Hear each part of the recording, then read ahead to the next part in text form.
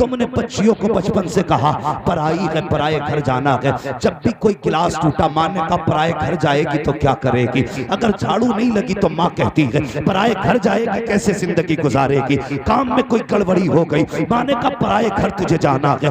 बचपन से सुनती चली आई कि इस घर में मेरा कुछ नहीं है, इस घर में मेरा कुछ नहीं है। जवानी की दहलीज पे कदम रख दिया, जब रिश्ते की बारी आ गई बाप आपके कहता है मैं आज जबान दे के आ गया हूँ। बीवी पूछती है किसे दी है? कब फला साहब के बेटे के लिए। वो कह बैठे मैंने कह दिया जाओ बेटी दे दी। तो वो पूछती बता तो सही दामाद कैसा है? कभी नहीं पूछा बेटी ने, जिससे रिश्ता करके आया है बता तो सही वो कैसा है? दीनदार है कि नहीं? कहीं वो शराबी तो नहीं है, जुआरी तो नहीं है, कबाबी तो नहीं है? कभी बेटियां ये सवाल नहीं करती है तुम जिस खूंटे से बेटियों को बांध देते हो पूरी जिंदगी उसी चौखट पे गुजार देती है। और यार सितम भी ससुराल में होता है तो कभी बाप को बताती नहीं है। हजार सितम सहने के बाद भी बेटियां बात करती है। माँ पूछती है क्या हाल है? कहती रब का शुक्र है बेटी खाना खा लिया। हाँ माँ बहुत पेट भर गया है, लेकिन ये नहीं बताती है आज 3 दिन हो गए हैं मुझे रोटी का एक लुकमा नसीब नहीं हुआ है, आज 4 दिन हो गए हैं मुझे इज्जत से बिस्तर पर नींद नहीं दी गई है। अल्लाह अकबर, तजर्बा ना किया हो तो कर लेना। जब कभी बेटियां ससुराल से अपने मैके आया करती हैं तुमने शराबी के हाथ में हाथ दिया, तुमने जुआरी के हाथ में हाथ दिया। जब यही बेटी घर आती है तो मुस्कुराती हुई आती है, जितने कम होते हैं बाप की चौखट से पीछे छोड़ देती है और ये सोचती है अगर मेरे ससुर की मार दी हुई जगह को मेरे बाप ने देख लिया, गर्दन पे काले निशान देख लिए, हाथ पे मार के निशान देख लिए, तो मेरा बाप जिंदगी भर चैन से सो नहीं पाएगा। ये सोच करके बेटियां कभी बाप से अपना दर्द नहीं बताती है। इसलिए खुदा के वास्ते पापा तुमसे भी गुजारिश है अगर बेटियां दिया करो तो देखभाल के बेटियां दिया करो। ये सिर्फ पीछा नहीं छुटाना है, उनकी जिंदगी का फैसला है। ऐसे घर में बेटे दो जो खुदा से भी डरता हो, मुस्तफा से भी डरता हो। और यार जो खुदा का हक अदा कर सकता है वो तेरी बेटी का भी हक अदा कर सकता। क्या बात है। नारे तकबीर, नारे रिसालत, बस लगे आला हज़रत, जश्न दस्तार बंदी हजरत अल्लामा मुफ्ती हम्माद साहिब किबला। भाई सोच समझ के रिश्ते किया करो बेटियों के, बहुत गौर के साथ। किसी की जिंदगी का सवाल होता है, किसी की जिंदगी का सवाल होता है। पूछना कभी बेटी से तूने अपने बाप से ये क्यों नहीं कहा कि मेरा रिश्ता यहाँ क्यों कर दिया? वो कहेगी जिंदगी तो मैं दुख में भी काट लूंगी, मेरा बाप का सर शर्म से झुक जाए एक मिनट के लिए भी ये बेटी को गवारा नहीं होता, ये बेटी को गवारा नहीं होता। एक मिनट के लिए भी बाप का शर्म से सर झुके। वो कहती मैं चाहती तो रिश्ता खत्म कर देती, मैं चाहती तो शादी तोड़ देती, लेकिन मेरे बाप की पगड़ी की इज्जत चली जाती।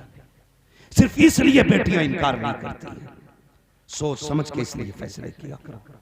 बच्ची पैदा हुई खुदा की रहमत है, पढ़ाइए बेटियों को, बहुत बड़ा इनाम बेटी है, बहुत बड़ा पढ़ाइए उन्हें। जब वो दीन हासिल करेंगे और शरीयत के मुताबिक अमल करके जब कब्र में पहुंचेंगी अल्लाह फरमाएगा फिक्र न कर मैंने तुझे भी जन्नत दे दी है, तेरे सदके में तेरे बाप को भी जन्नत दे दी। वो तुमने नहीं सुना? वो एक सहाबी थे, सफर पे जाने लगे, सफर पे जाने लगे। तवज्जो है भाई, इधर वाले लोगों से बड़ा डर लग रहा है, इधर वाले तो माशाल्लाह बेहतर है, क्योंकि इधर सारे जवान बैठे, इधर सारे बुजुर्ग बैठे। अभी नींद तो नहीं आ रही भैया? नौजवानों अगर बहन की जिम्मेदारी आए ना तो कदम पीछे मत हटाना, बेटी की जिम्मेदारी आए पीछे मत हटाना। बेटियों को दीनदार बनाओ, असल आखिर दुनिया में 60 साल 70 साल मरना नहीं है। अगर 70 साल जी भी गया तो यूं किरड़ किरड़ के चलेगा, क्या फायदा? 60 में निकल लिए, मगर जिंदगी से कभी किसी का पेट नहीं भरता। 110 साल उम्र हो जाए फिर भी पूछो अब्बा जिएगा तो जूता उठा के मार देगा, भले खुद ना उठा जाता कि अभी उम्र ही कितनी हुई है मेरी। सबको जिंदगी प्यारी है, सबको जिंदगी, लेकिन बेटियों को दीन दे जाए, बेटियों को शरीयत दे जाए। कल अगर किसी की बेटी पर्दा करती है ना, भले गरीब की हो, तो लोग कहते हैं फलां की बेटी कितनी शरीफ है। यार सच कहता हूं 1 लाख लोग सलाम करें ना तब भी उतनी इज्जत नहीं होती है जितनी बेटियों के किरदार की वजह से बाप की इज्जत ऊंची हो जाती है। इसलिए बेटियों को दीन सिखाए। वो जाने लगे परदेश, बीवी से कहने लगे देख परदेश जा रहा हूं, मेरी इजाजत के बगैर कदम मत निकालना चौखट से, कह गए। तवज्जो है ना? चले आगे जरा कह दे या रसूल अल्लाह, माशाअल्लाह, अल्लाह सलामत रखे। लगा कि आप बोलना भी जान रहे हैं, बेदारी जरा सारे कह दे या रसूल अल्लाह। हाँ, जिन लोगों पर टोपी नहीं है इंशाअल्लाह अल्लाह करे अगली बार जूते की जगह टोपी खरीदेंगे। ठीक है जवानों, टोपी जरूर खरीदेंगे इंशाअल्लाह। हाँ, वरना कारी साहब इनके अहमद रजा भाई की ड्यूटी लगाना, इनकी तरफ से टोपी फ्री रखी जाएगी। टोपी फ्री होनी चाहिए कि जलसे में जो भी आए नंगे सर नहीं आना चाहिए।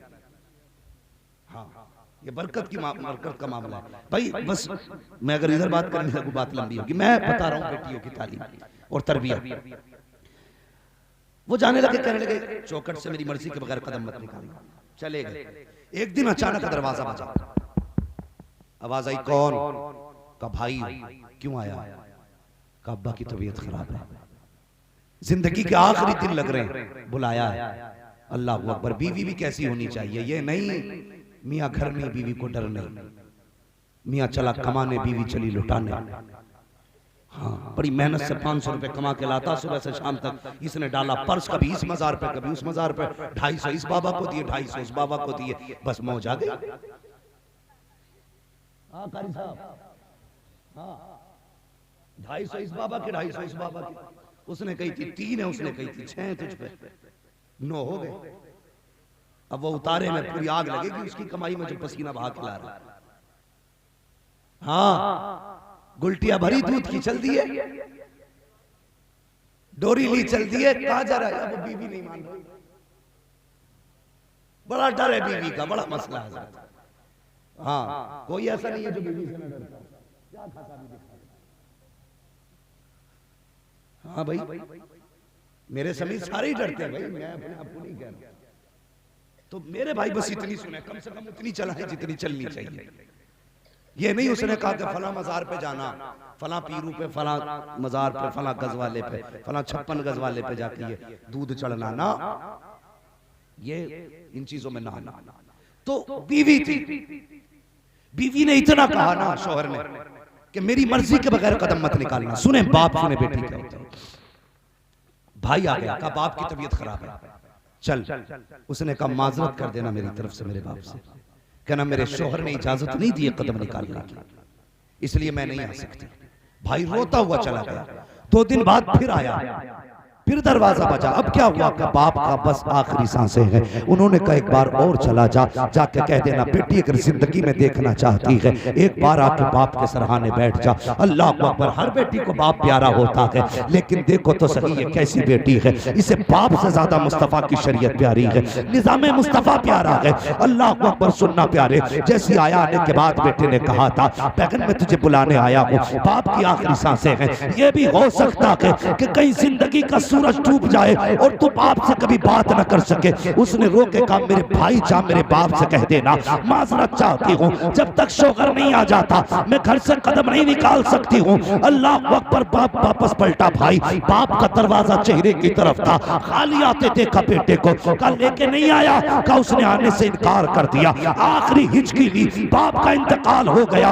अल्लाह अकबर। फिर क्या था, लोगों में बातें होने लगी, क्या किया जाए, बेटी तो नहीं आई है, जाओ दफना दो। लेकिन कुछ अक्लमंद थे, होशियार थे, उन्होंने कहा बेटी ना आ सकी तो क्या हुआ, कम से कम उसके दरवाजे पे बाप का जनाजा तो जा सकता है। जनाजा तैयार हुआ, बाप को कफन में तैयार किया गया और जनाजा लेकर के जब बेटी के दरवाजे पे गए, आवाज की बहन अब तो आ जा। बाप खुद चल के आ गया है, बाहर निकल के आ जा। उसने कहा माजरत के साथ मैं दरवाजे से बाहर नहीं आ सकती हूँ, अगर चेहरा दिखाना है तो बाप का जनाजा अंदर लेके आ जाओ। जब जनाजा अंदर गया है, जानते को बेटी कैसी थी, उसने पहले बाप के चेहरे को कफन से खोला, मत्था चूमा, रो के कहने लगी बाबा मैं तेरी बेटी हूँ। और उसके बाद बैठी है कदमों में, जनाजे की तरफ बैठी, पैरों में बैठ के कहती है ए मेरे परवरदिगार, तू जानता है ये जो जनाजे में लेटा है ये दूर का रिश्तेदार नहीं है, दूर का खानदानी नहीं है, ये दूर का रिश्तेदार नहीं है, बल्कि जो जनाजे में लेटा है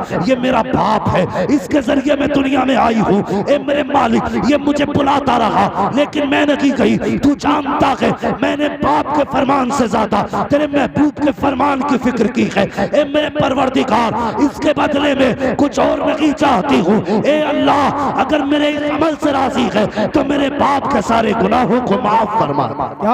सुभान अल्लाह, नारे तकबीर। बस कर नारा बस।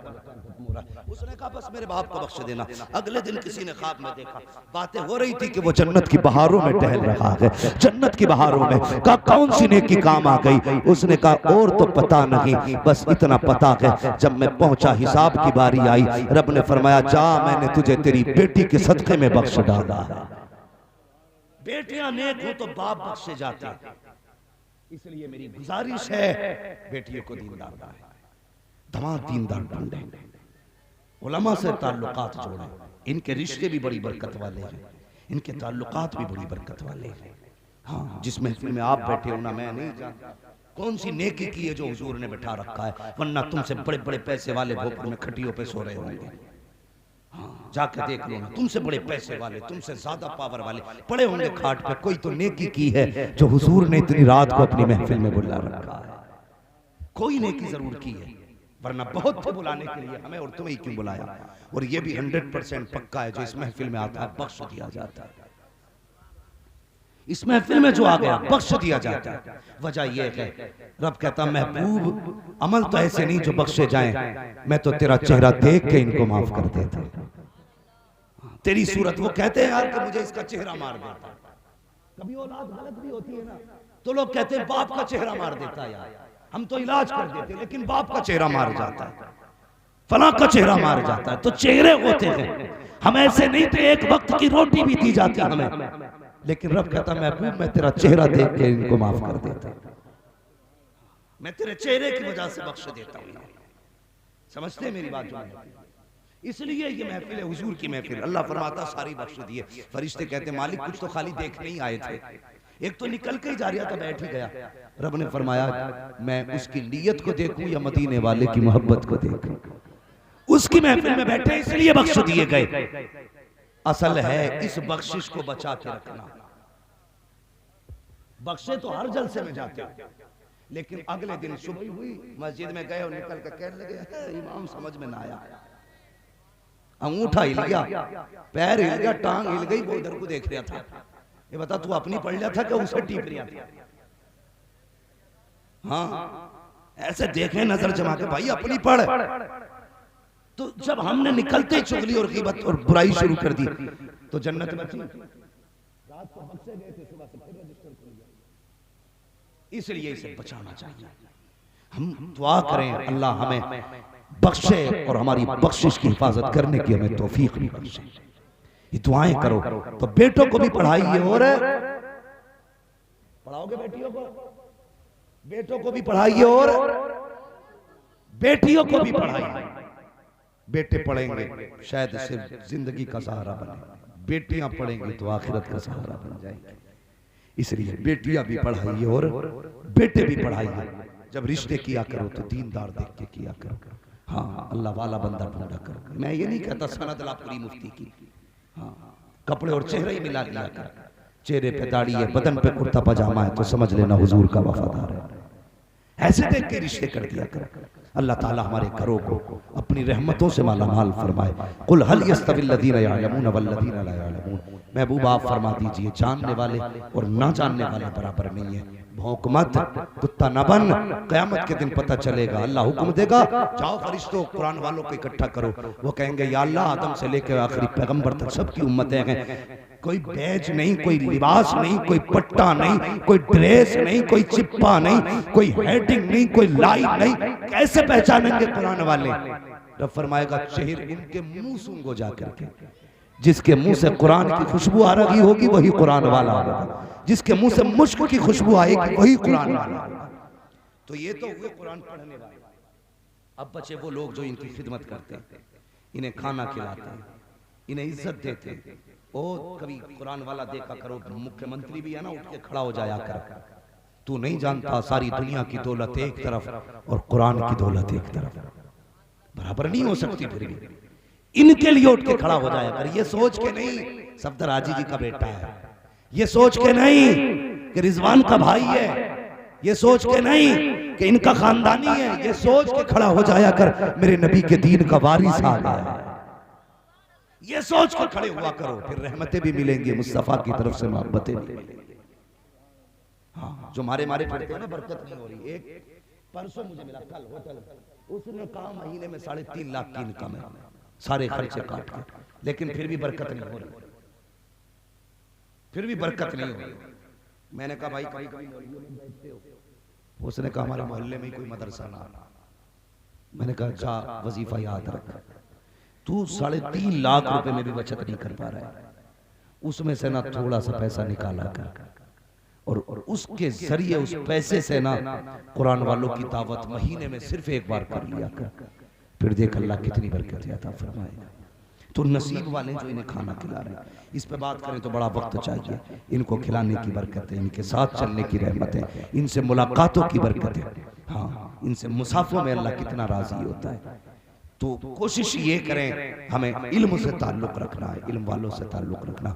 अगर आलिम ना बन सके तो उलमा से प्यार करें, खुद नहीं पढ़ सके, उम्र नहीं मिल सकी पढ़ने की, तो पढ़ने वालों पे खर्चे किया करो। कयामत के दिन अल्लाह इन्हीं की खिदमत के सदके में जन्नत अता फरमाएगा। करेंगे इंशाअल्लाह ये काम, बोलो इंशाअल्लाह। आप तो भोपुर के ही है ना भैया? हाँ, भोपुर के ही हो आप भी, तो भोपुर वालों, अपने भोपुर वालों से मेरी तरफ से इतना कह देना, हाँ इतना कह देना कि कुरान खानी तो कराया करते हो, कभी मदरसों के चक्कर भी लगा लिया करो। सिर्फ अपनी गरज के लिए इस्तेमाल मत कर, कभी इनके लिए भी इस्तेमाल करो। कयामत में ये ना पड़े कि इसने कुरान खानी कराई थी, ये भी कहते मालिक इसने हमें मोहब्बत से देखा भी था, हमने इसने हमारी जरूरतों का ख्याल भी किया था। हुजूर भी कहते हैं हाँ ये वही है जो अब्बा की बरसी पे कुरान खानी भी कराने आया था और मेरी महफिल में ये इज्जत के साथ बैठ के जिक्र सुनने के लिए भी आया था। हाँ, ये भोपुर की तरफ से गालिबन सबसे बड़ा इससे पहले हाँ नाजिर भाई ने 500 रुपए दिए थे। मसला कोई नहीं है, मैं चंदा नहीं कर रहा हूँ, ये मोहब्बत है जिसने जो दे दिया, अल्लाह सलामत रखे। बहरहाल मेरे भाइयों दीन से जुड़िए, जोड़िए यार, कब तक लड़ोगे, कब तक लड़ोगे? ढेला दूर नहीं है, उसकी ढांगे कटती देख लिया करो, उससे ज्यादा तेज उम्रें कट रही है। दीन वालों से मोहब्बतें कर जाओ, अपनी नस्लों में मोहब्बतें पैदा कर जाओ, कुरान वालों की मोहब्बतें पैदा कर जाओ। नसीब वाले हैं जिसने अपने पीछे कुरान पढ़ने वाला छोड़ दिया है, जिसके पीछे कुरान पढ़ने वाला है। वरना याद रखना, जायदाद छोड़ के जाओगे औलाद डांस करेगी, 100 रुपए नहीं देगी तेरी छोड़ी हुई जमीन में से मस्जिद में, तो 10 करोड़ की इकट्ठी कर जा, कोई नहीं देने वाला। अपने हाथ से नेक काम कर जाओ, अपने हाथ से दीन के लिए खर्च कर जाओ। एक बेटा आलिम बना जाओ, एक बेटा कारी बना जाओ। बताओ कारी अब्दुल मुत्तलिब 10 साल में कितने हाफिज बने होंगे? बहुत ज्यादा। मैं हिंदुस्तान के जिस कोने पे जाता हूँ मुझसे लोग कहते हैं तुम्हारे अब्बू ठीक है, तो मैं अपने अब्बू के बारे में सोचता हूँ, उससे पहले देखता हूँ ये भी जानता है। जिस कोने में चला जाऊं, 4 दिन पहले बंगाल में था, पीछे से एक मौलाना आके कहने लगे सफेद दाढ़ी आपके वालिद कैसे हैं? मैंने कहा वो तो ठीक है, आप बताइए आप कैसे जानते हैं? कहने लगे वो हमारे उस्ताद लगते हैं। ये बताइए एक बंदा शाहपुर में, वो भी शाहपुर जैसी जमीन, शायद हमारा जैसा होता, छोड़ के भाग गया होता। हाँ, पैदल ढेला के सफर करना, उसके बावजूद भी दीन फैलाया, इतना दीन फैलाया, दुनिया के जिस कोने में चले जाए, हम जहां तक जाते वहां तक मिल जाते, अकेलों ने पढ़ाया। फिर बताओ मेरे दादा का नसीब कैसा होगा? उन्होंने एक बेटा पढ़ाया, एक ने 10,000 पढ़ाए, 10,000 ने फिर 10 लाख पढ़ा दिए होंगे, सारा सवाब जाके उनके खाते में। हाँ, हाजी सफदर ने एक अब्दुल मुत्तलिब बनाया, एक अब्दुल मुत्तलिब ने सैकड़ों अब्दुल मुत्तलिब बनाए होंगे। फिर वो जितने पढ़ाएंगे जाकर के सबका सवाब आकर के गट्ठा इनके खाते में गिरेगा। तो यार इसलिए एक बेटा कम से कम पढ़ा जाओ, ताकि कयामत के दिन तुम्हारी मौज आ जाए, मौज आ जाए, मौज। हाँ, वरना खाली तीजे की फाता पे भरोसा मत करिए, यहाँ तो चने भी खटा खट डाल। हाँ, शाहपुर में मेरे ख्याल से 1.25 क्विंटल भी कम पड़ जाता है चने, थोड़ी मुसीबत हो गई मरने वाले की ओर। 1.25 क्विंटल में 1.25 लाख चना, 1.25 लाख में कलमा नहीं हो रहा, इसलिए कि जो भी लाए मुट्ठी भर भर के लौट दे। उम्मीद मत करियो कि ये पूरी कलमे पढ़ के जा रहे हैं। अल्लाह तौफीक दे तो अपनी जिंदगी में तस्बीह पे पढ़ के मत जाइए। मस्जिद में जो होगा देखा जाएगा, लेकिन अपने जीते जी भी पढ़ लिए। अपने पीछे कुरान वाले छोड़ो। लोग कहते बड़ी शान की जिंदगी गुजारी है, 4 प्लाट छोड़े, 3 बिल्डिंगें छोड़ी, 5 फैक्ट्रियां गई, ये बिजनेस है, 4 बेटे थे, चारों पैरों पे खड़े कर दिए। अल्लाह अकबर, ये कामयाबी नहीं है, चारों पैरों पे खड़े कर दिए। एक बेटा ऐसा छोड़ जा जो तेरे बात हुजूर की बातें करे, कुरान की बातें करे, दीन की बातें करे। एक ऐसा छोड़ जा कि जो दुनिया को कुरान सिखाए, मर के कब्र में पहुंचेगा, फरिश्ते कहेंगे मुबारक हो, जमीन की वजह से नहीं बल्कि मुस्तफा के दीन की वजह से मुबारक। सुभान अल्लाह। नारे तकबीर, नारे रिसालत, बस लगे आला हजरत। कुल हल यस्तविल्लज़ीना यअलमून वल्लज़ीना ला यअलमून। महबूबा आप फरमाती जी, जानने वाले और न जानने वाले बराबर नहीं है। उलमा की बहरहाल इज्जत करें, कदर करें। इल्म उन्हीं की नस्लों में आता जो उलमा की कदर करते हैं। जो उलमा की कदर नहीं करते उनकी नस्लों में इल्म नहीं आया करता है। इसलिए बच्चों को दीन सिखाएं, मदरसों से जुड़ें, खुद को भी जोड़ें। कोशिश करें कि अपने पीछे कुरान का पौधा लगा जाए। करेंगे इंशाअल्लाह।